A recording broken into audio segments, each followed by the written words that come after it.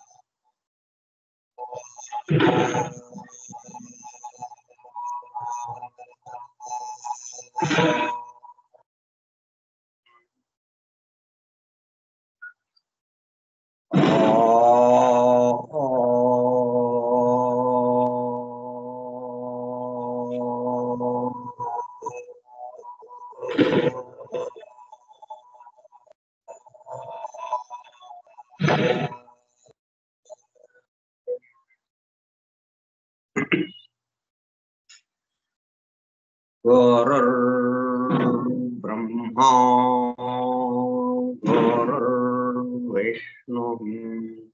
गुरुर्देवो महेश्वरः गुरुः साक्षात् परं ब्रह्म तस्मै श्री गुरवे नमः। व्यासं वसिष्ठनप्तारं शक्तेः पौत्रमकल्मषम् पराशरात्मजं वन्दे सुखतातं तपोनिधिम्। शुक्लाम्बरधरं विष्णुं शशिवर्णं चतुर्भुजं प्रसन्नवदनं ध्यायेत् सर्वविघ्नोपशान्तये। अगज आनन पद्मार्कं गजाननमहर्निशम् अनेकदं तं भक्तानाम् एकदन्तमुपास्महे। वक्रतुंड महाकाय कोटिसूर्यसमप्रभा निर्विघ्नं कुरु मे देवा सर्वकार्येषु सर्वदा। सरस्वती नमस्तुभ्यं वरदे कामरूपिणी विद्यारम्भं करिष्यामि सिद्धिर्भवतु मे सदा। ॐ भूर्भुवः स्वः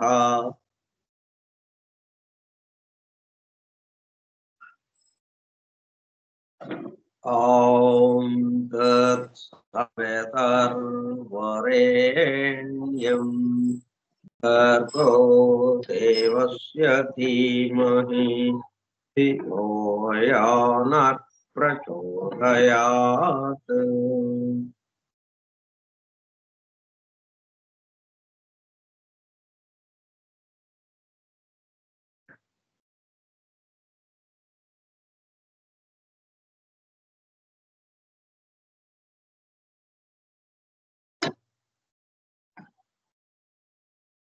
Vasudev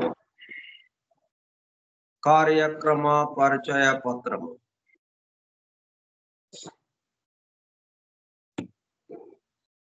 forum for truth seekers सत्यान्वेषकुल बृंदम परम गुरुవులు హెలినా పెట్రోనా బ్లవెట్స్ के द्वारा సమస్త మానవాళి ఆధ్యాత్మిక అభివృద్ధి పరిపూర్ణతల కొరకు అందించిన మ్యాగ్నమ్ ఓపస్ పరమాద్భుత దివ్య గ్రంథం.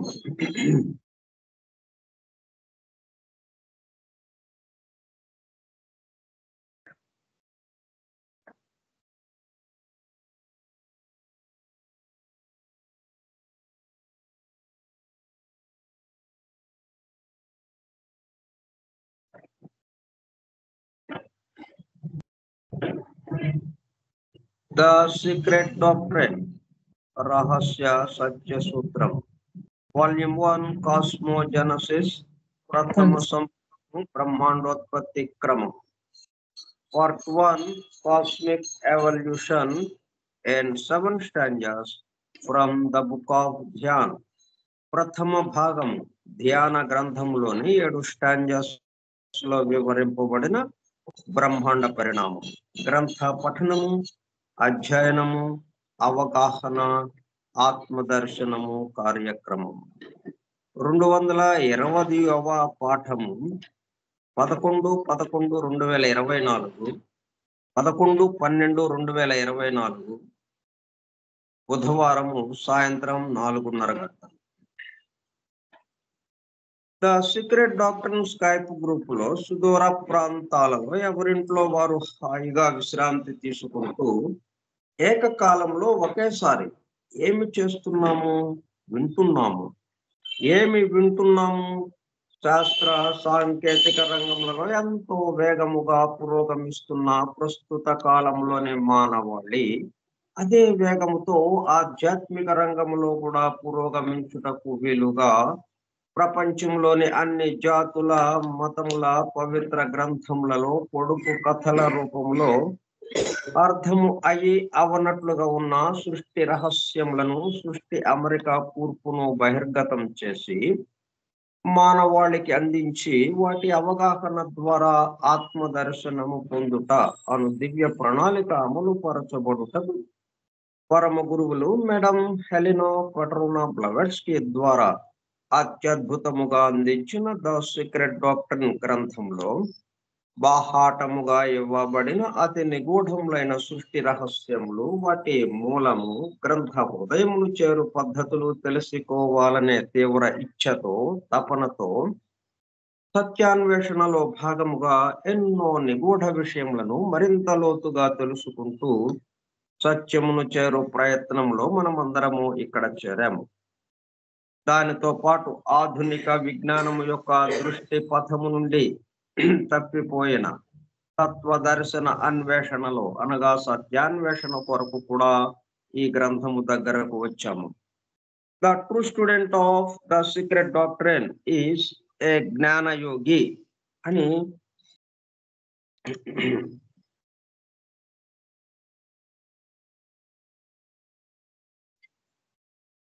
మేడం బ్లవెట్స్కీ తన చివరి రోజులలో అన్న మాటలను నిజం చేయటానికి మనమందరము జ్ఞానయోగిగా అవుటకు కూడా ఇక్కడ చేరాము. గత 2 సంవత్సరముల 8 నెలల కాలము పాటు ద సీక్రెట్ డాక్ట్రైన్ గురించి తెలుసుకోవడానికి ప్రయత్నించిన మనము ప్రస్తుతము ఇక్కడ చేరి ద సీక్రెట్ డాక్ట్రైన్ ను తెలుసుకుంటూ ఆపై సమస్త విశ్వముగా రూపుదాల్చిన ద సీక్రెట్ డాక్ట్రైన్ యందు ప్రవేశించి ద సీక్రెట్ డాక్ట్రైన్ గా స్వస్థితి యందు మేల్కాంచుటకు చేస్తున్న చిరు ప్రయత్నమే ఈ కార్యక్రమము. ఈ దివ్య జ్ఞాన మహాయజ్ఞ కార్యక్రమంలో పాల్గొని చెవియొగ్గి వినుచున్న అనగా ఒళ్ళంతా చెవులు చేసుకుని వినుచున్న ప్రియ సత్యాన్వేషక సోదర శ్రోతలందరికీ నమస్కారం. అని బెసెంట్ ద్వారా ప్రసాదింపబడిన universal prayer invocation. O hidden life vibrant in every atom, O hidden light shining in every creature, O hidden love, embracing all in oneness, may each who feels himself as one with thee, know he is also one with every other.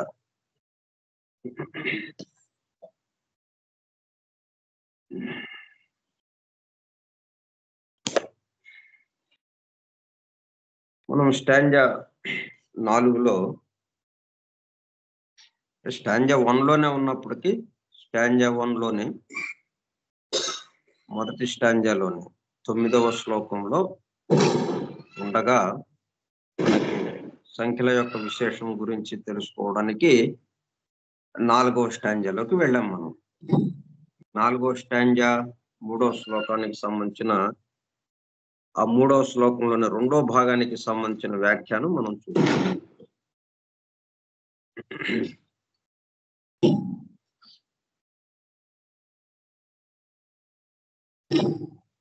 Mathematically మనం 31415 ఈ సంఖ్య గురించి తెలుసుకోవడానికి ప్రయత్నం చేస్తున్నాం.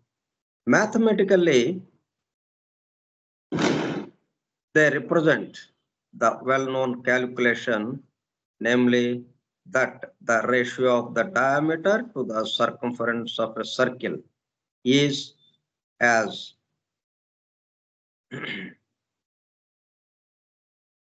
I2 3.1415 or the value of the pi. 3.1415 అది దేని యొక్క వాల్యూ? పై అనే దాని యొక్క వాల్యూ అది. As this ratio is called the symbol pi, రెండు నిలువు గీతలు దానిపైన ఒక అడ్డు గీత, అది పై సింబల్ గా మనం పెట్టుకున్నాం. గ్రీకుకి సంబంధించినటువంటి గ్రీకు భాషకి సంబంధించిన వాటిల్లో వచ్చే అక్షరాలకు సంబంధించింది పై అనే అక్షరానికి సంబంధించిన సంకేతం. ఏబిసిడి లాగానే దాంట్లో అక్షరాలకి ఈ మాదిరైన ఆకారంతో కూడుకున్నట్టు రేఖాగణిత శాస్త్రానికి సంబంధించిన ఆకారాలు. అంటే ఇదే మనకేంటంటే రెండు నిలువు గీతలు ఏం తెలియజేస్తుంది? రెండు స్తంభములు, ఒక ప్రవేశ ద్వారం ఉన్నది. ఆ ప్రవేశ ద్వారం దేని మధ్యగా ఉందని, ఆ ప్రవేశ ద్వారం వద్ద రెండు స్తంభముల నడుమ ఆ ప్రవేశ ద్వారం ఉన్నది. ఆ రెండు స్తంభముల నడుమ నుంచి మనం దాటి లోపలికి అడుగు పెట్టాల్సిన అవసరం ఉంది.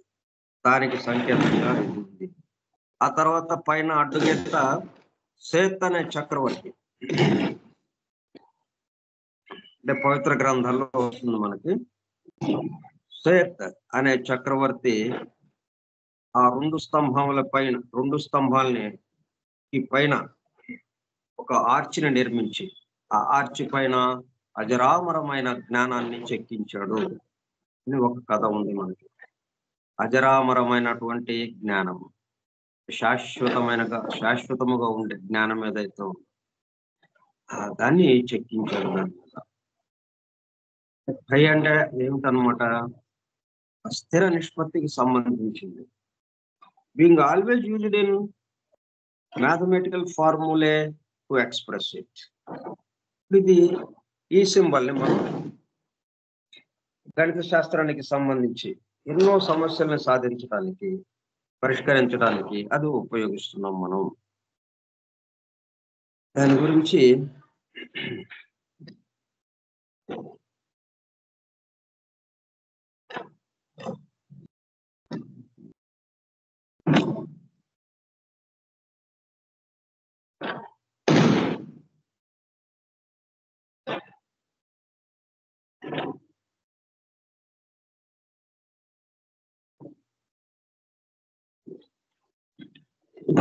ఇప్పుడు ఆధ్యాత్మిక విద్యా సాధన అనగా యోగ సాధన.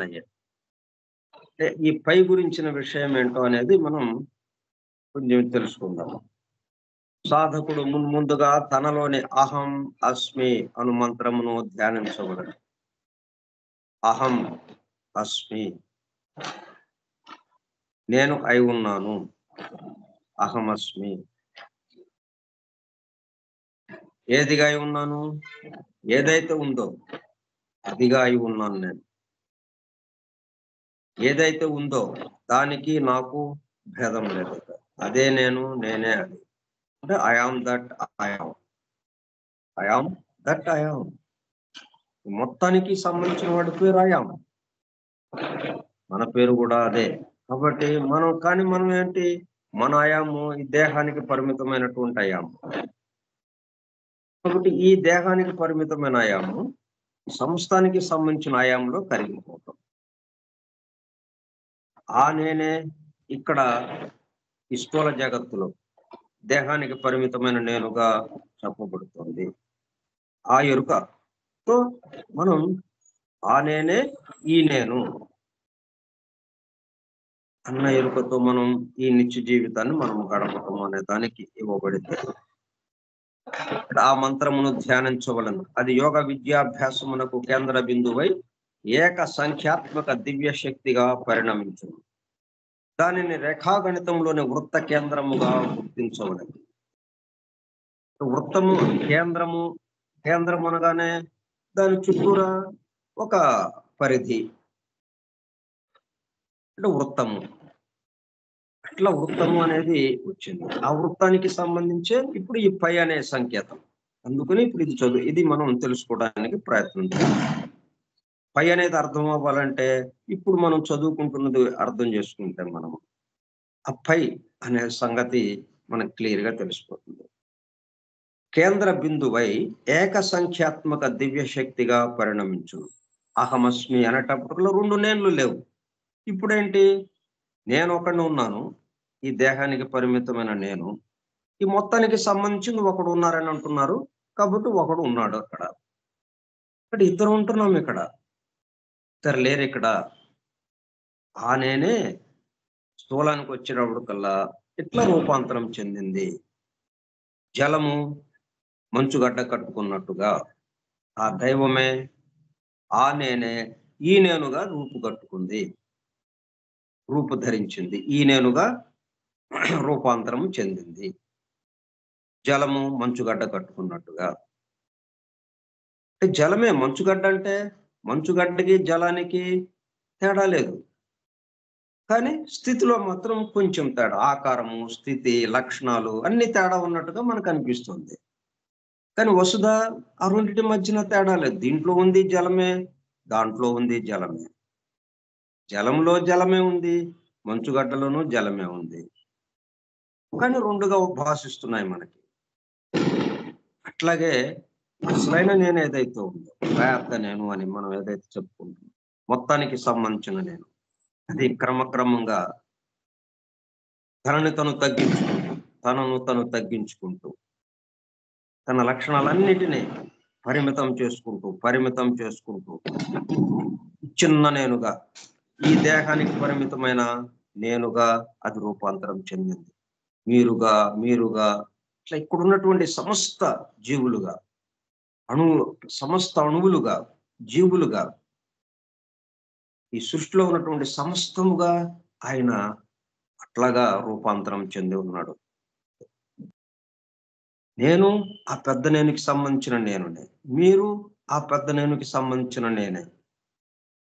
ఇట్లా మనందరిగా ఆయన రూపాంతరం చెంది ఉన్నాడు. కాబట్టి ఇక్కడ పెద్ద నేనుకి సంబంధించింది తప్ప ఇంకొకటి లేనే లేదు. జలమునకు సంబంధించింది తప్ప ఇంకా వేరే ఎక్కడ ఏమీ ఇక్కడ లేదు. మంచుగడ్డని మనం అనుకుంటున్నప్పటికీ జలమే ఇక్కడ ఉన్నది. అట్లాగా దైవమే ఇక్కడ ఉన్నది.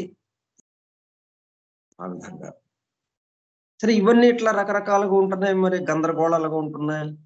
అది ఎట్లాగ వచ్చింది అనేది మరి ఈ అమెరికా కూర్పు, ఈ సృష్టి యొక్క అమెరికా కూర్పును తెలుసుకుంటే ఇది ఎలాగ వచ్చింది అనేది మనకి చక్కగా అర్థమవుతుంది.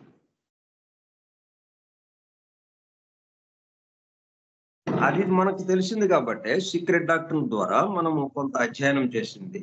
సీక్రెట్ డాక్టర్ గురించి కొంత మనం తెలుసుకోవడం ద్వారా ఏం జరిగింది, ఈ సమస్తము పెద్ద నేను చిన్న నేనని అంతకు ముందు అనుకున్న వాళ్ళము కాస్త ఉన్న నేను ఒకటే, ఇట్లా రూపాంతరం చెందింది పరిమితమైనటువంటి నేనుగా అన్న విషయం మనకి గమనికలోకి వచ్చింది. కేంద్ర బిందువై ఏక సంఖ్యాత్మక దివ్య శక్తిగా పరిణమించింది. రెండంటే మనకి దాని యొక్క కెపాసిటీ తగ్గిపోతుంది. కానీ ఒక్కటే అనేటప్పుడు కల్లా కెపాసిటీ పెరుగుతుంది. దివ్య శక్తిగా పరిణమించింది. ఇప్పుడు అహం అస్మి, ఐయామ్ దట్ ఐయామ్ అన్నాం. ఇప్పుడు దానిని రేఖాగణితంలోని వృత్త కేంద్రముగా గుర్తించవలను.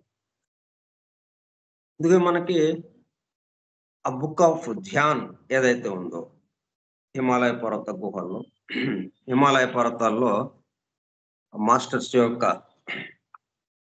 ఆ లైబ్రరీలో, ఆ గ్రంథాలయంలో ఉన్నటువంటి సెంజార్ భాషలో ఉన్న బుక్ ఆఫ్ ధ్యాన్ తీసినప్పుడు మొట్టమొదటగా ఖాళీగా ఉన్నది. ఆ తర్వాత అంటే బ్లాక్ బ్యాక్గ్రౌండ్ తో ఉన్నది. ఒక బ్యాక్గ్రౌండ్ అంతా బ్లాక్ కలర్ లో ఉన్నది. అలాగా ఇంకొక పేజీ తిప్పేటప్పటికి ఈ తాళపత్ర గ్రంథం అది. ఇంకొక దాన్ని తిప్పేటప్పటికి మధ్యలో తెల్లటి చుక్క. అది తెల్లటి చుక్క అది. అంటే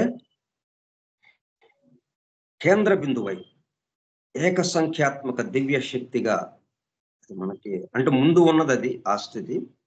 దాని నుంచి ఇంకా అనేకత్వము వచ్చినాయి అన్నట్టుగా మనకి చెప్పడం కోసం అది. ఇంకొక పేజీ తిప్పేటప్పటికల్లా ఒక అడ్డు గీత. అంటే దాని చుట్టూ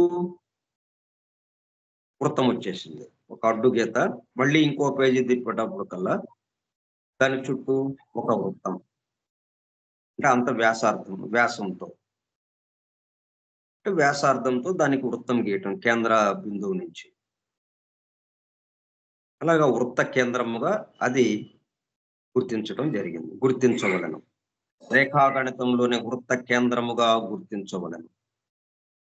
ఆ వృత్తమే సాధకుని పరివేష్టించి ఉన్న ఒక తేజో వలయమై అతనికి దర్శనమిచ్చును.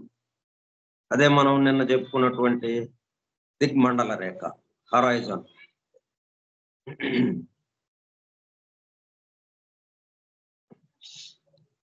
అంటే మనం ఆకాశము భూమి కలిసి ఉన్నట్టుగా అంటే మన చుట్టూ ఒక వృత్తం లాగా ఒక వలయం లాగా ఏర్పడింది మనము కేంద్రముగా. అది ఇక్కడ మనకి ఒక సంకేతముగా వస్తుందన్నమాట. ఆ వృత్తమే సాధకుని పరివేష్టించి ఉన్న ఒక తేజో వలయమై అతనికి దర్శనమిచ్చును. మొట్టమొదటగా సాధకుడు తూర్పు వైపునకు తిరిగి స్థిర సుఖాసనమున కూర్చుండవలెను. ఎందుకు తూర్పు వైపు తిరగటం? ఇప్పుడు ఏదైనా అర్థం కాలేదని ఎవరైనా అన్నారు అనుకోండి, చెప్పాడు కాసేపు, ఏం అర్థం కాలేదండి. అయితే తూర్పు తిరిగి దండం పెట్టు అని ఎగతాళిగా అంటాం మనం. తూర్పు తిరిగి దండం పెట్టు పో అని. కానీ దాంట్లో ఎంత అర్థం ఉందో చూడండి. ఎంత సంకేతము అర్థమో, ఎంత నిగూఢ అర్థం ఉందో.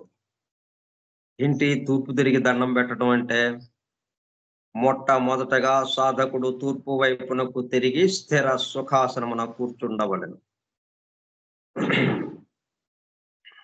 స్థిర సుఖాసనము అంటే మనం చక్కగా కూర్చోడానికి వీలుగా ఏదో ఒకటి ఏర్పాటు చేసుకుని నేలపైన ఒక చాపో లేకపోతే ఒక దిండు లాంటిదో ఏదో ఒకటి మనకి సుఖంగా ఉండేటట్టుగా సుఖాసనం. స్థిర అని చేర్చాడు దాన్ని మళ్ళీ. స్థిర అంటే ఏంటి? ఒకే ఆలోచన. ఈ సమస్తమందు ఉన్నవాడే ఆయనే నేనే ఆయన. ఈ సమస్తమందు ఆయన నిండి ఉన్నాడంటే మనలో కూడా నిండి ఉన్నట్టే కదా. సమస్తంలో మనం ఉన్నాం కదా. మనం ఉన్నప్పుడు ఈ సమస్తమందు ఆయన నిండి ఉన్నాడు అన్న మాట చెప్పినప్పుడు మనలో కూడా నిండి ఉన్నాడు. ఆ భావన స్థిరముగా అది. అప్పుడు ఇక కదలటం అనేది ఉండదిక. మన సుఖాసనము ఎందుకు అంటున్నాం? అటు ఇటు కదలకుండా అలాగా కూర్చొని నిలువుగా వెన్నుపూసని నిలువుగా నిలిపి ధ్యానంలోకి వెళ్ళాలి అన్నట్టుగా కదా దానికి ఆ సుఖాసనం అన్నదానికి. దాని ముందున్న స్థిర అంటే ఒకే భావం. అది స్థిరము అంటే. ఆ ఒక్క భావము ఏం చేస్తుంది? ఏకభావము మనల్ని కదలకుండా నిశ్చల స్థితిలోకి తీసుకువెళ్ళిపోతుంది. నిశ్చల స్థితిలోకి. దాన్నే సుఖాసనము అని అన్నాం. సుఖాసనం అనగానే ఇంకా కదలకుండా కూర్చోడానికి వీలుగా ఉన్నది. అంటే దేని మీద కూర్చున్నాం మనం? స్థిరమైనటువంటి అంటే ఐయామ్ దట్ ఐయామ్, అహం అస్మి అన్న దాని మీద కూర్చున్నాం. అది స్థిరము అంటే. నిశ్చలము, ఇంకా కదలిక లేదు. ఇక నేను ఉన్నదంతా ఒక్కడే. రెండు ఉంటే ఇక్కడి నుంచి అక్కడ కదులుతాం. పెద్ద నేను అక్కడ ఉన్నాడు, చిన్న నేను ఇక్కడ వేరేగా నేను ఇక్కడ ఉన్నాను. కాబట్టి ఆయన దగ్గరికి నేను వెళ్ళటం కోసం నేను కదులుతాను. అటు తిరుగుతాను, ఇటు తిరుగుతాను, అలాగా చేస్తూ ఉంటాను. ఇక్కడ లేదు ఇక. మొత్తం నేనుగా ఉన్నాను. కదలటానికి ఏది ఇక? నిశ్చల స్థితి అది. నిశ్చల స్థితి అంటే మనసులో ఆలోచనలు రాకుండా ఖాళీగా మనస్సంతా ఖాళీ అయిపోవటం కాదు. మనసంతా ఖాళీ అయినా ఆ ఖాళీ మనకు తెలుస్తుంది. ఏదో ఉందా అనే బదులు ఖాళీ ఉంది. ఖాళీ కూడా ఒక రకమైనటువంటి విషయం. అది కాదు. స్థిరము. ఒకే భావం. ఒకే భావం. సమస్తమందు నిండి ఉన్నది. నాలోనూ నిండి ఉన్నది అన్న భావన. స్థిర సుఖాసనమున కూర్చుండవలెను. ఎక్కడ కూర్చోవాలి? ఎటువైపు తిరగాలి? తూర్పు వైపునకు తిరిగి. తదుపరి దిక్చక్రముపై సూర్యోదయ స్పర్శ బిందువును గుర్తించవలెను.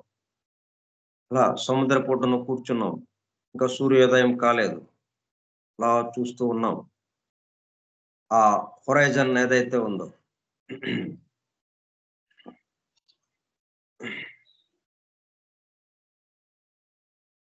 అక్కడి నుంచి నెమ్మదిగా సూర్యబింబం దర్శనమిచ్చింది. దాన్ని గుర్తించడం. ఆ సమయమున సాధకుడు తనకు తాను ఆ బిందువుతో అనుసంధింపబడు. ఈ అనుసంధానం ఉదయించు సూర్యుని నుండి సాధకునిలోని అంతర్యామి వరకు ప్రయాణించుచున్న ఒక జ్యోతిష్ కిరణము వలె ఉండును. అంటే మన దగ్గర నుంచి ఈ మనం కేంద్రంలో ఉన్నాం కదా! కేంద్రం అంటే ఆ సముద్రపు ఒడ్డున కూర్చుని ఉన్నాం. మనం కేంద్రముగా ఉంటూ మన చుట్టూ ఒక వలయంగా ఏర్పడి ఉంది ఇప్పుడు. ఆ భూమి, ఆకాశము కలిసినట్టు ఉన్నటువంటి ఒక రేఖ. వలయంగా మన చుట్టూ ఉన్నది. ఇప్పుడు మనం ఎప్పుడైతే ఆ సూర్యోదయపు బిందువుని చూసామో, అప్పుడేం జరిగింది? మన నుంచి అంటే ఆ సూర్యబింబం నుంచి మన వరకు ఒక కిరణం. అలా ఒక కిరణం మన వరకు ప్రసారమైంది. అంటే ఒక గీతలాగా. అంటే రేడియస్ వ్యాసార్థం. ఈ ఈ వ్య ఈ వ్యాసం అంటే ఈ వృత్తం ఈ వలయము ఏర్పడడానికి ఎంత ఎంత వ్యాసార్థం ఉంది అని తెలియటానికి ఆ సూర్యోదయము వచ్చిన తర్వాత గాని మనకు తెలియలేదు. అది జ్యోతిష్ కిరణం వలె మన మీద పడింది. అది ఎడతెగకుండా ప్రసరింపబడుచుండును. ఈ కిరణము ఆ సాధకుని దార్శనిక వలయంలోని వ్యాసార్థము వలె సాక్షాత్కరించును. వ్యాసార్థం అయిపోయిందది. వ్యాసార్థం ఎలాగా వచ్చింది మనకి? సూర్యబింబం నుంచి బయలుదేరినటువంటి జ్యోతిష్ కిరణం. జ్యోతితో కూడినటువంటి కిరణం. ఒక రేఖలాగా మన వరకు అలా గీసుకుంటూ వచ్చిందా అన్నట్టుగా. అది వ్యాసార్థం.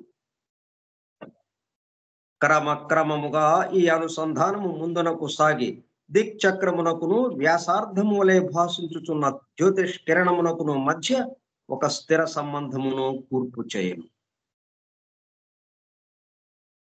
మరి 2 విషయాలు ఇక్కడ వస్తున్నాయి కదా మనకి. ఇక్కడేమో వ్యాసార్థం వచ్చేసింది. జ్యోతిష్ కిరణం మన వరకు వచ్చింది. ఆ వ్యాసం అక్కడ ఆ వలయం దగ్గరలో ఒక బిందువు దగ్గర నుంచి మనం కూర్చున్న కేంద్ర బిందువు వరకు ఒక కిరణంలాగా ఆ సూర్యబింబము ఉదయించిన వెంటనే ఆ సూర్యబింబం నుంచి ప్రసరించినటువంటి జ్యోతిష్ కిరణము మన వరకు ప్రయాణించింది. అది ఒక వ్యాసార్థము వలె పనిచేస్తోందది. ఈ వ్యాసార్థము దేనికి ఇదిగా ఉంది? ఈ వ్యాసార్థంతో ఈ చుట్టూ ఉన్న వలయము గీయబడింది అని. మనము కేంద్రముగా ఉంటూ మన చుట్టూ ఆ వలయం ఏర్పడడానికి ఈ వ్యాసార్థం. 2 విషయాలు వచ్చినాయి. వ్యాసార్థము, చుట్టూ ఉన్న వలయము. ఆ వృత్తము. క్లారిటీ ఉంది కదా! 2. వృత్తం ఎలాగొచ్చింది? వ్యాసార్థం ఉంటేనే కదా! కేంద్రము నుంచి మనం ఎంత పెట్టాలి? కేంద్రము నుంచి ఆ వృత్తం గీయటానికి కంపాసెస్ ఏదైతే ఉందో వృత్తలేఖిని. అది కేంద్రం దగ్గర ఒక దాని యొక్క 2 పాయింట్లు ఉన్నాయి. వృత్తలేఖనికి. ఒక పాయింట్‌ని మన కేంద్రం దగ్గర పెట్టి, ఒకదాన్ని ఆ సూర్యోదయమైన బింబం నుంచి, అక్కడి నుంచి మనం ఒక వ్యాసార్థంగా తీసుకుంటే, దాంతో మన చుట్టూ ఒక వలయం గీయటానికి వీలైంది. వ్యాసార్థం వచ్చింది, దాని చుట్టూ ఉన్న వలయము, ఆ వృత్తము వచ్చింది మనకి. అంటే వృత్తము, వ్యాసార్థము 2 విషయాలు ఇక్కడ మనకు వచ్చినాయి. వ్యాసార్థము వలె భాషించుచున్న జ్యోతిష్కిరణమునకు, అలాగే ఈ అనుసంధానమును ముందునకు సాగి దిక్చక్రమునకును, ఇప్పుడు వ్యాసార్థం కన్నా ముందే దిక్చక్రం ఉంది మనకి. అయితే ఈ దిక్చక్రం ఎలాగ వచ్చింది అని మనకు తెలియజేయటం కోసం వలయం ఎలాగ ఏర్పడింది? మనము కేంద్రముగా ఉన్నాము, మన చుట్టూ ఒక వలయం ఏర్పడింది. అయితే ఇది ఎంత ఉంది అన్నదానికి ఆ జ్యోతిష్కిరణం సూర్యబింబము నుంచి ఉదయించిన సూర్యబింబము నుంచి ఆ కిరణము మన వరకు ప్రసారమైనప్పుడు దానికి అది వ్యాసార్థం. సో క్రమక్రమముగా ఈ అనుసంధానం ముందునకు సాగి దిక్చక్రమునకును వ్యాసార్థము వలె భాషించుతున్న జ్యోతిష్కిరణమునకును మధ్య ఒక స్థిర సంబంధమును కూర్పు చేయను. ఆ స్థిర సంబంధమే సాధకుని భౌతిక జ్ఞాన సర్వస్వమునకు ఆధారమవుతున్నది. భౌతిక జ్ఞాన సర్వస్వమునకు ఆధారమవుతున్నది. ప్రాచీన ఋషి పుంగవులు ఈ స్థిర నిష్పత్తిని పైగా అర్థము చేసుకునేది. పై అని మనం ఇప్పుడు ఏదైతే చెప్పుకున్నామో 3.1415 అని, అంటే 2 నిలువు గీతలు పైన ఒక అడ్డు గీత, ఒక ఆర్చి లాగా. అందుకే ఈ సింబల్ మీద చేత్ అనే చక్రవర్తి ఏం చేశాడు? అజరామరమైన జ్ఞానాన్ని చెక్కాడు అని చెప్పి. ఈ ఒక్కటి చాలు మనకి. ఇప్పుడు వ్యాసార్థము మారే కొలది మన యొక్క ఆ దార్శనిక శక్తి పెరిగే కొలది, మనము దర్శించే శక్తి పెరిగే కొలది వ్యాసార్థం పెరుగుతుంది కదా. అంటే మన చుట్టూ వలయం పెరుగుతుంది. మన చుట్టూ వలయం పెరిగే కొలది మన దార్శనిక శక్తి పెరుగుతూ ఉంటుంది. కాబట్టి దీనికి సంబంధించి ఈ స్థిర నిష్పత్తి పై అనేది ఉపయోగపడుతూ ఉంటుంది.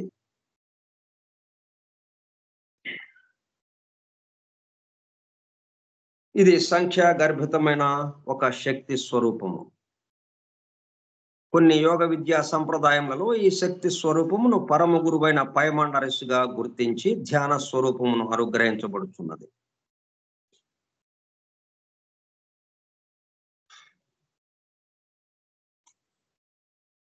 అట్లాగే మనం ఈ పై గురించిన విషయం ఎట్లా వచ్చింది?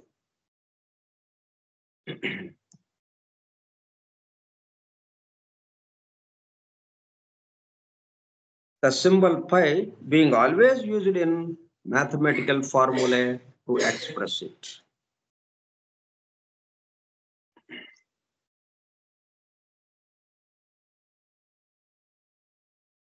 This set of figures must have the same meaning since the I is to 314,159. ఇట్లాగా మనం 22/7 పై అంటే మనకి ఏంటిది 22/7. దాన్ని భాగించితే ఏమవుతుంది?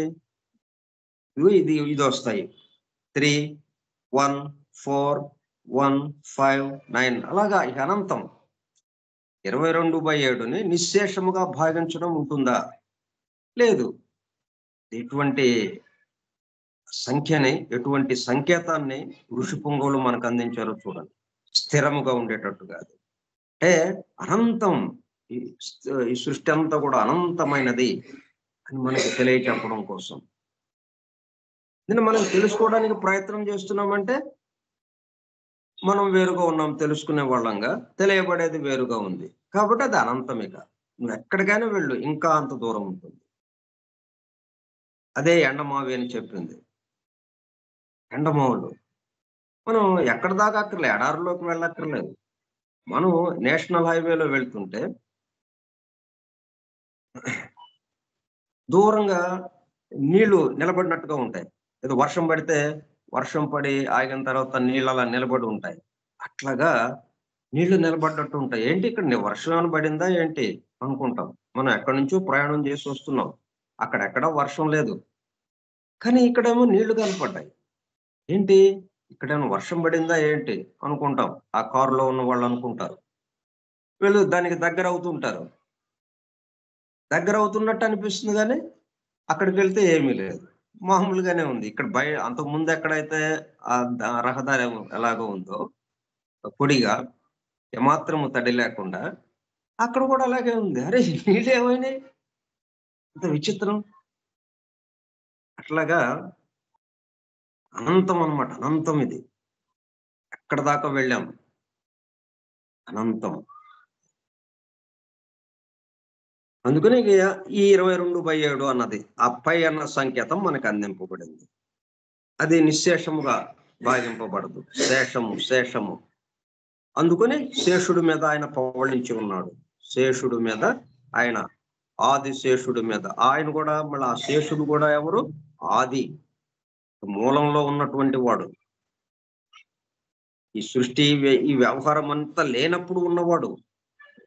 వీటన్నిటికీ ఆధారంగా ఉన్నటువంటి ఆ పరమాత్మ తత్వం ఎవరైతే ఉన్నారో ఆయనకి ఆధారంగా అక్కడ ఉన్నాడు ఆయన. దాని మీద పవళించున్నాడు ఆయన. అట్లాగా శేషుడు అని మనం ఎందుకు పెట్టారంటే ఇదిగో దీనికోసం పై అనే సంకేతాన్ని తెలియజేయటం కోసం శేషత్వము. And then again 1:3:1:4:1:5:9:7 are worked out in the secret calculations to express the various cycles and ages of the firstborn. Firstborn అంటే బ్రహ్మ. ఆయన యొక్క వయసుని నిర్ణయించడానికి మనం ఎట్లాగా లెక్కలేస్తున్నాము? ముందు యుగాలు తెచ్చుకుందాం. ఆ యుగాల కన్నా ముందు ఇంకా కొన్ని లెక్కలు చేశాం. సరే 4 యుగాలకి సంబంధించి కొంత లెక్క వచ్చింది. ప్రాథమికంగా కలియుగానికి 4,32,000 సంవత్సరాలు అని మనం చెప్పుకున్నాం.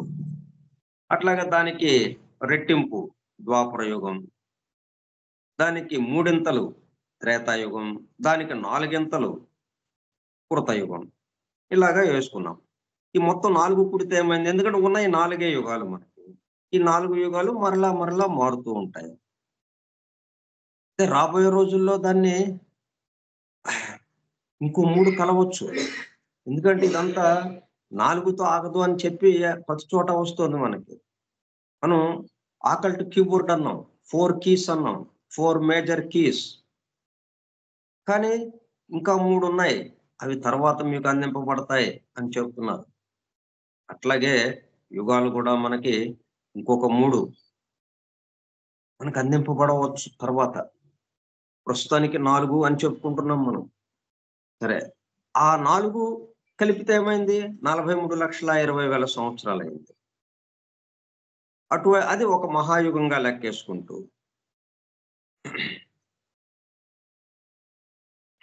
అటువంటి 14 మనువులు, 14 మనువుల ఒక మహాయుగము. ఈ 14 మనువుల కాలాన్ని మొత్తంగా లెక్కేస్తే 1000 మహాయుగాలు వచ్చింది. అట్లాగా లెక్కేసుకుంటూ ఈ 1000 మహాయుగాలు ఏమైంది? ఒక పగలైంది బ్రహ్మకి. మళ్ళీ అంతే సమయము ఒక రాత్రి అయింది. అట్లా మనం ఆయన యొక్క వయసుని లెక్కేసుకుంటా వెళ్తుంటే ఆయన వయసు ఎంత, ఎట్లాగా మనం ఆ పరిగణన చేసుకోవాలి, ఆ కాల పరిగణన అలాగా వేసుకుంటూ వెళితే ఈ మాదిరి లెక్కలు వచ్చినాయి. టోటల్ గా 100 సంవత్సరాలు ఆయన ఆయుర్దాయము అన్నాము. మరి ఆ 100 సంవత్సరాలు మన 100 సంవత్సరాలతో కాదు కదా. మన 100 సంవత్సరాలు అయితే మన కళ్ళ ముందే వెళ్ళిపోవాలి. అట్లా లేదు కదా. అప్పుడే ఏమైంది? ఆయన యొక్క 100 సంవత్సరాలు అంటే ఎంత వచ్చిందనమాట? ఈ క్యాల్కులేషన్ చేసుకుంటే మనం ఈ పైకి వచ్చినటువంటి ఈ పై వాల్యూ ఏదైతే ఉందో వాటితో దాని ఆధారంగా వచ్చినటువంటి సంఖ్యలతో ఈయన యొక్క వయస్సుని మనము నిర్ధారించడం జరిగింది. 100 సంవత్సరాలు. ఆ 100 సంవత్సరాల కాల పరిగణనని చేసుకుంటూ ఎంతొచ్చిందంటే 311,44,000 కోట్ల. అది 311,04,000 కోట్ల సంవత్సరాలు. అన్ని లక్షల కోట్ల సంవత్సరాలన్నమాట ఆయన యొక్క ఆయుర్దాయం. అది ఎక్కడి నుంచి వచ్చింది? ఈ పై వాల్యూ ఏదైతే ఉందో 31415.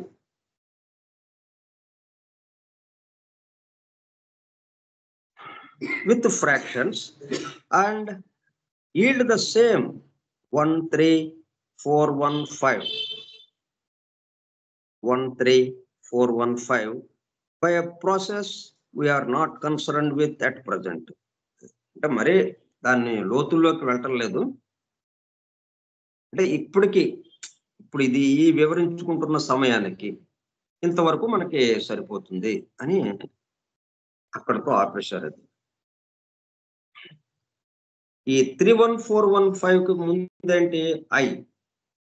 అది ఎలాగ వచ్చింది? మరి స్థిర నిష్పత్తి వ్యాసార్థానికి ఆ వృత్తానికి ఉన్నటువంటి నిష్పత్తి ఎట్లాగా మనం పై అనే దాంతో చెప్పుకుంటున్నాం కాబట్టి I/314,159 అనేది వచ్చింది కాబట్టి ఆ విధంగా 1415.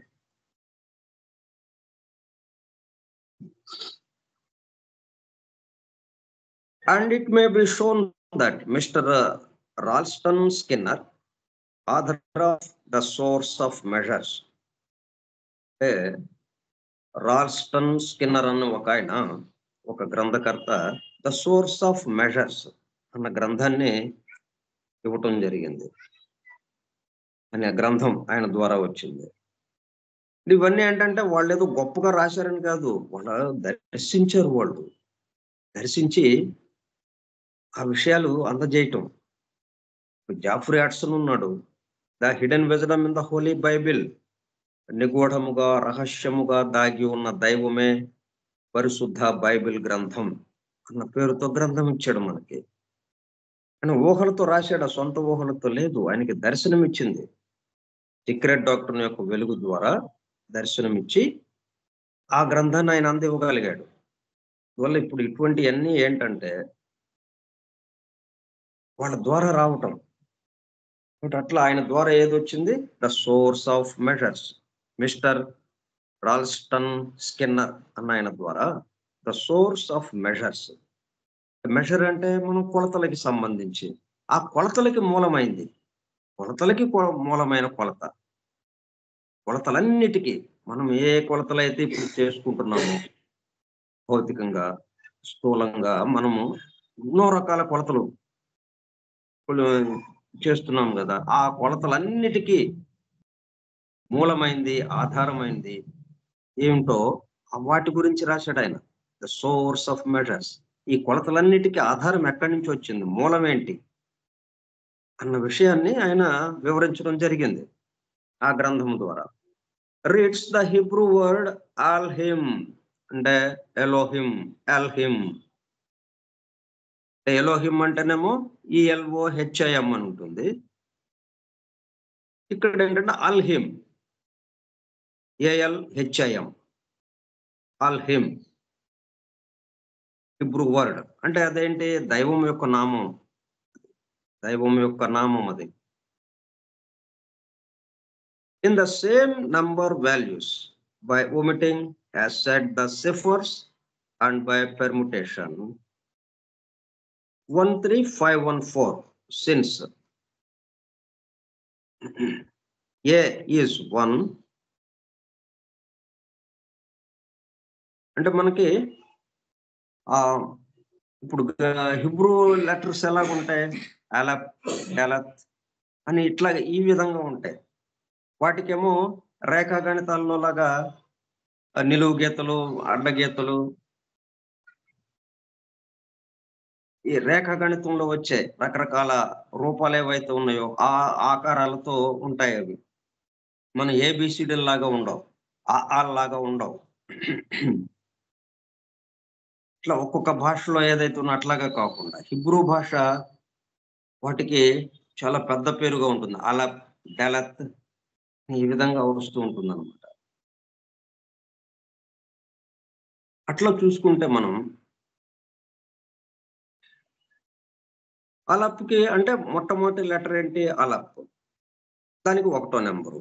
ఇక అట్లా 23 ఎన్నో ఉన్నాయి అవి. ఒక్క నిమిషం. అది రేపు చెప్పుకుందాం. ఇప్పుడు ఇది ఎట్లాగా ఉన్నాయో చెప్దాం. అంటే మొదటి అక్షరం ఇప్పుడు ఏం చేశారు వాళ్ళు?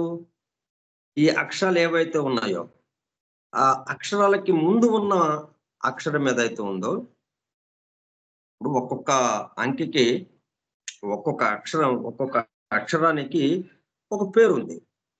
ఒక పదం. ఆ పదంలో ఉన్న మొదటి అక్షరాన్ని తీసుకొని దానికున్న వాల్యూగా ఇక్కడ ఇచ్చారనమాట. అల్ హిమ్ అని పేరు పెట్టారు. మొదటి అక్షరాన్ని తీసుకొని.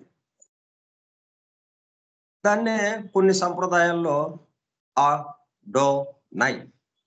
అడోనై అని ఒక సంప్రదాయంలో ఆ దైవం యొక్క నామం. అంటే అలప్, డలత్, నన్, యోడ్ ఇవన్నీ ఏంటి? హిబ్రూ లెటర్స్ అన్నమాట. హిబ్రూ అక్షరాలు. అలప్ మొదటి అక్షరం. డలత్ అది పదో అక్షరం ఏదో వస్తుంది. తర్వాత నన్ను అదొక అక్షరం. యోడ్ అదొక అక్షరం. వీటిలో ఉన్న ముందు అక్షరం ఏదైతే ఉందో అలప్‌లో ఏ, డలత్‌లో డి, నన్‌లో ఎన్, యోడ్‌లో వై అలా తీసుకుని అడోనై దైవం యొక్క నామముగా దాన్ని చెప్పుకొచ్చారు. అట్లాగే ఇక్కడ అల్ హిమ్ అంటే అలప్ అన్న దాంట్లో మొదటి అక్షరం. ఇట్లా మొదటి అక్షరాన్ని తీసుకున్నారన్నమాట. In the same number values by omitting as said the ciphers and by permutation.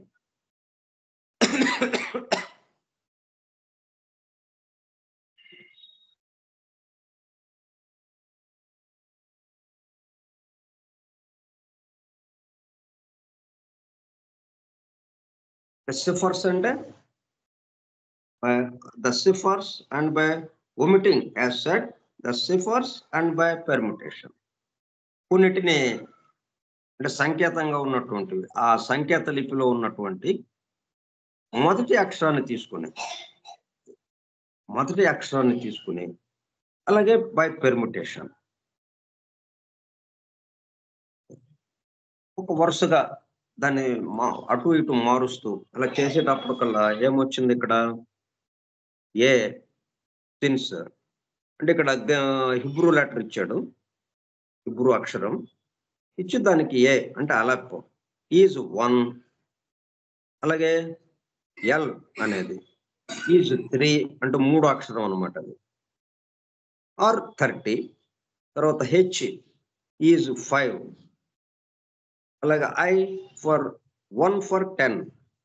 అలాగే అంటే al A L al H I and M అది అల్ హిమ్ ALHIM ఆ పేరు వచ్చిందనమాట మొదటి అక్షరాలను తీసుకుంటే. 4 10 anagrammatically 31415 as explained by him. ఆయన ద సోర్స్ ఆఫ్ మెథడ్స్ లో దీని గురించి చక్కగా వివరించాడు. వాటిని అటు ఇటు పేర్చినప్పుడు అనగ్రమాటికల్లీ అప్పుడు ఏమొచ్చింది? 31415. ఇక్కడ మనకేమొచ్చింది?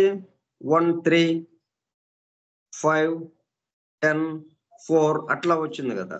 దాన్ని మళ్ళా అనగ్రమాటికల్లీ అటు చుట్టూ మారిస్తే ఈ సంఖ్య మనకి అంటే ఇది అసలైన మూలం. ఇది అన్నట్టుగా చెప్పుకొచ్చాడు అనమాట. Thus, while in the metaphysical world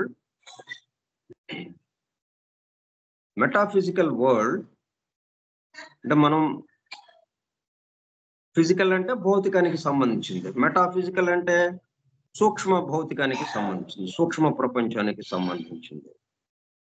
metaphysical, the circle with the one central point in it has no number and is called anupadaka, parentless and numberless.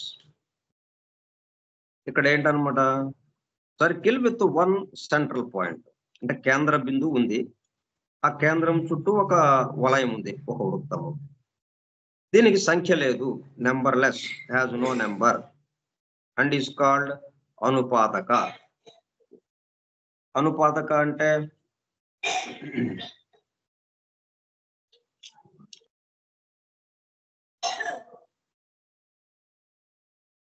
మనకి దీంట్లో మన డివైన్ ప్లాన్ లో 142వ పేజీలో ఉంది, ఒకసారి చూద్దాం.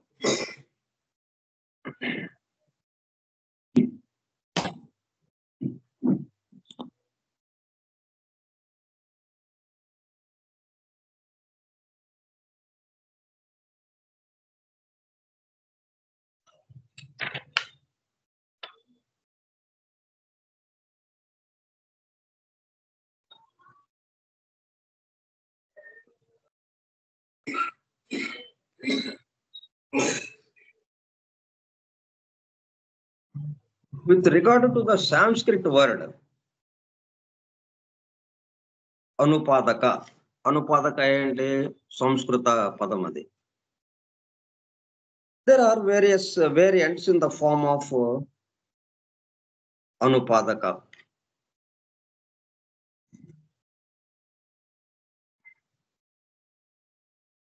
పేరెంట్లెస్, పేరెంట్లెస్ మనందరికీ ఈ సృష్టిలో ఎవ్వడికి చూసిన పేరెంట్, బ్రహ్మ కూడా పేరెంట్.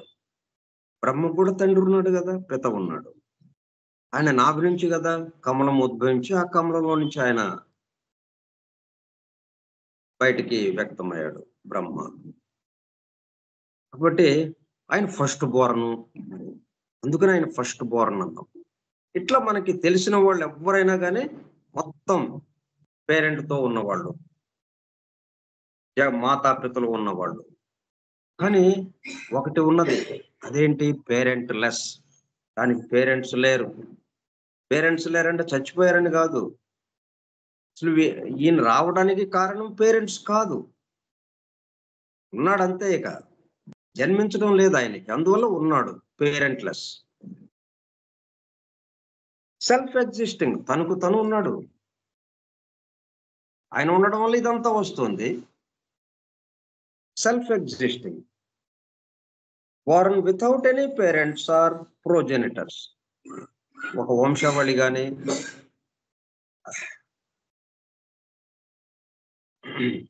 ఈ తాత ముత్తాతలు కానీ ఇట్లాగా లేనివాడు, దాన్ని ఏమంటాం, అనుపాదక. ద థియోసాఫికల్ గ్లాసరీ పేజ్ 25 లో the orthography of the compound is as follows. దాన్ని ఆ పదాన్ని మనం ఎట్లా అర్థం చేసుకోవాలి అంటే,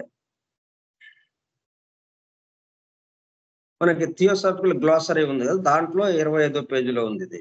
యాన్, అన్, అది అనుపాదక కదా, దాన్ని విడదీశాడు, పదాన్ని విడదీసి అన్ ద నెగటివ్ పార్టికల్.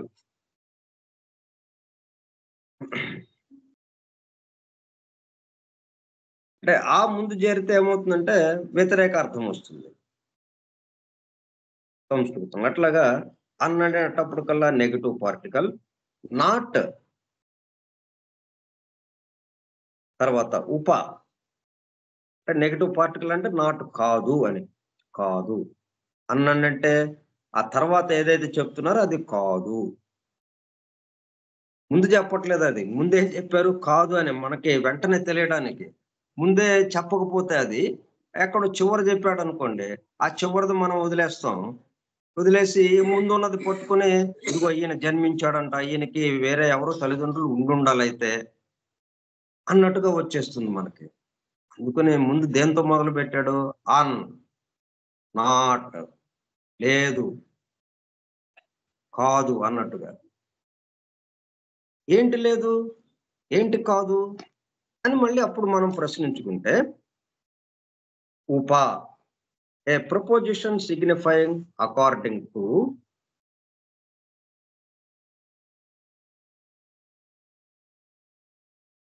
ఉప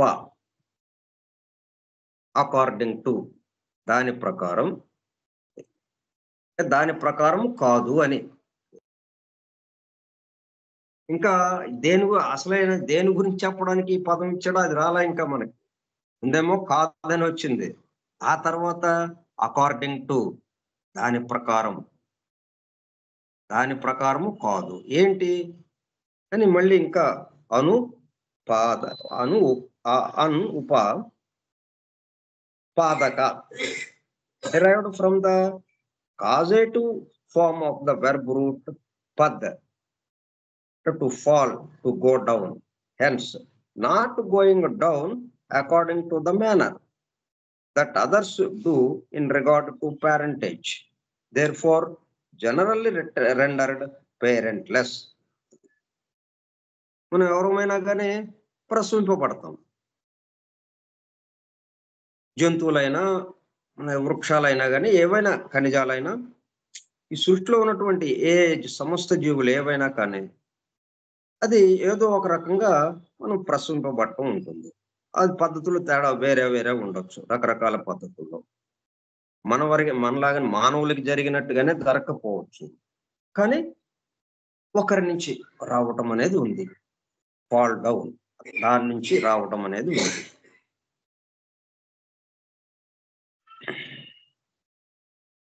పాదక derived from the causative form of the verb root pad, to fall, to go down.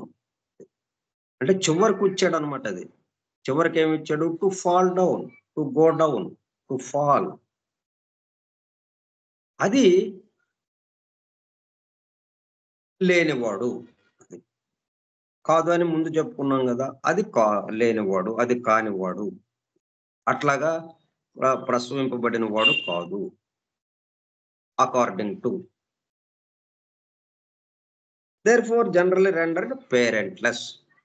అందుకని అనుపాదక అన్న పదం వచ్చినప్పుడు పేరెంట్లెస్ అంటే ఎవరిని ఉద్దేశించి? మొత్తానికి సంబంధించిన వాడు ఎవరున్నాడో ఆ తత్వానికి సంబంధించి, పరమాత్మ తత్వానికి సంబంధించి ఈ పదాన్ని వాడడం జరిగింది, అనుపాదక.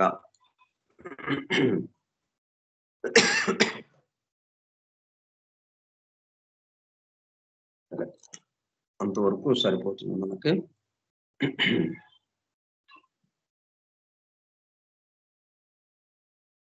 This thus, while in the metaphysical world the circle with the one central point in it has no number and is called anupadaka, parentless.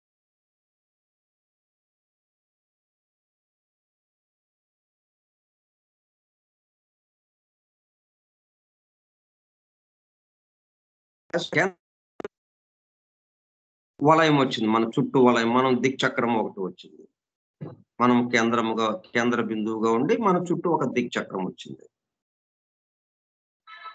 కానీ ఇక్కడ ఏంటి చెప్తున్నాడు? అది సంఖ్యకే లేదు, ఇక దానికి సంఖ్య లేదు. అది తనకు తను ఉంది ఆ బిందువు. ఆ బిందువు ఉండడం వల్ల వలయం వచ్చింది తప్పితే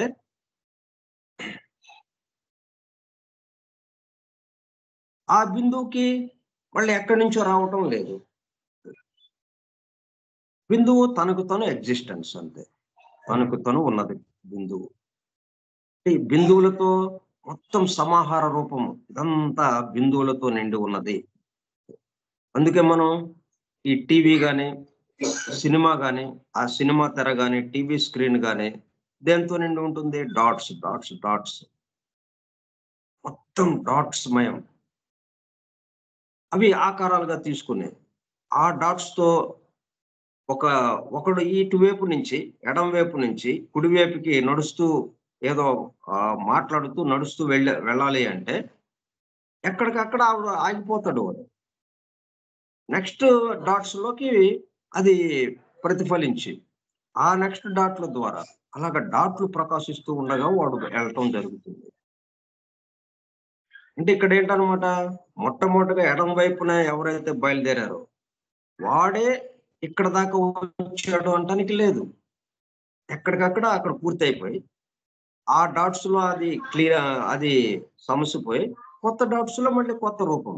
అయితే అదే రూపంగా మనకు వస్తుంది కాబట్టి మనకి ఇవన్నీ తెలియట్లేదు కాబట్టి మన కన్ను దాన్ని గ్రహించలేదు కాబట్టి అంత ఆ తేడాన్ని మనం గ్రహించలేదు కాబట్టి అంత వేగాన్ని మనం చూడలేం కాబట్టి అద్భుతమైన వేగంతో అదంతా జరుగుతూ ఉంటుంది. అందువల్ల మనం అదే వ్యక్తి ఏమాత్రం మార్పు లేకుండా ఈ ఎడం వైపు నుంచి కుడి వైపుకి నడుస్తూ వెళ్ళాడు అని అంటాం. మన చేతులు కూడా అంతే, మనం కదిలినా కూడా అంతే. మనం చేతిని ఇక్కడ కుర్చీ మీద పెట్టాం, ఇక్కడ నుంచి టేబుల్ మీదకి చేతిని పంపించాం.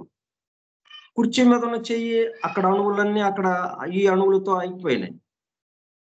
తర్వాత మనం కదిలే కొంది ఆ పక్క అణువులతో కూడుకుని ఒక చెయ్యి వచ్చింది, మళ్ళా ఆ పక్క అణువులతో కూడుకునే చెయ్యి వచ్చింది. ఆ తర్వాత టేబుల్ మీదకి వచ్చేటప్పుడు కల్లా అక్కడ ఉన్న అణువులతో కూడుకునే చెయ్యి వచ్చింది. ఎప్పటికప్పుడు మార్పు జరిగిపోతుంది. అండ్ ఈస్ కాల్డ్ అనుపాదక, parentless and numberless. Namely, it can fall under no calculation. మిగతా విషయాలు మనం వచ్చే సోమవారం నాడు చెప్పుకుందాం. స్వస్తి ప్రజాభ్యః పరిపాలయంతాం న్యాయేణ మార్గేణ మహిం మహిషాః. ఓ బ్రాహ్మణేభ్యః శుభమస్తు నిత్యం. లోకా సమస్తా సుఖినో భవంతు. లోకా సమస్తా సుఖినో భవంతు. లోకా సమస్తా సుఖినో భవంతు. ఓం శాంతి శాంతి శాంతి. వాసుదేవ.